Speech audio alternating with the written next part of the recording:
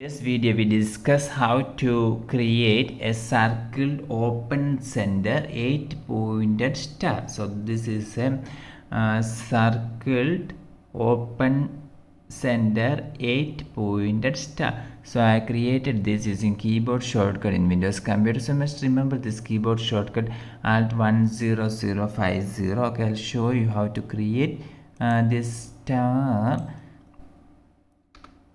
So you must go to your computer keyboard, and if your number lock is off, you must press the number lock. Now we enable the number lock. Now you can see the alt key on the left side of the space bar. You must press and hold this alt key. Don't remove your finger from this alt key, and you must type here 10050.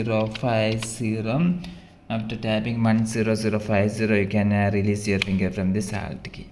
And you can see that this symbol have been right. So you can try this after opening Microsoft Word in your Windows computer.